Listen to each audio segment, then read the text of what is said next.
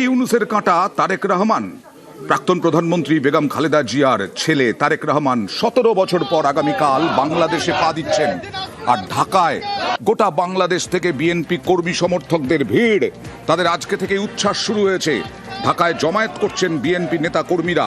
কাল বাংলাদেশে ফিরছেন বিএনপি নেতা তারেক, এবং তারেক যে এখন আর জামাতের সঙ্গে যাবেন না সেটা খুব পরিষ্কার। 12ই ফেব্রুয়ারি ভোট, সেই ভোটে অংশ নিয়ে গণতন্ত্র ফেরাতে চান তারেক রহমান। আর এই নিয়েই আন্তর্জাতিক সম্পর্ক বিশেষজ্ঞ ইমান কল্যাণ লাহিড়ী কি বললেন দেখুন। বিএনপি তো ভারতের সঙ্গে তার সরকার চালিয়েছে, সম্পর্ক ছিল।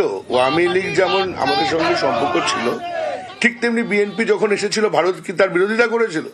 বিএনপি তো দীর্ঘদিন ভারতবর্ষের সঙ্গে তারা সম্পর্কে ছিল এবং বায়োলেটারাল এগ্রিমেন্ট ছিল। তখন তো অন্য কোনো সমস্যা সাময়িকভাবে দেখা দিলেও সেখানে তো তেমন কোনো সমস্যা হয়নি যে দুই দেশের সম্পর্ক তলানিতে এসে ঠেকেছে।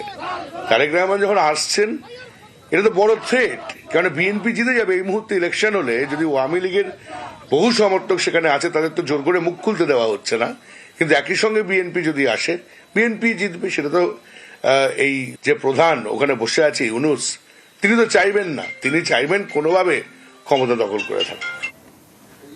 ওপারের আঁচ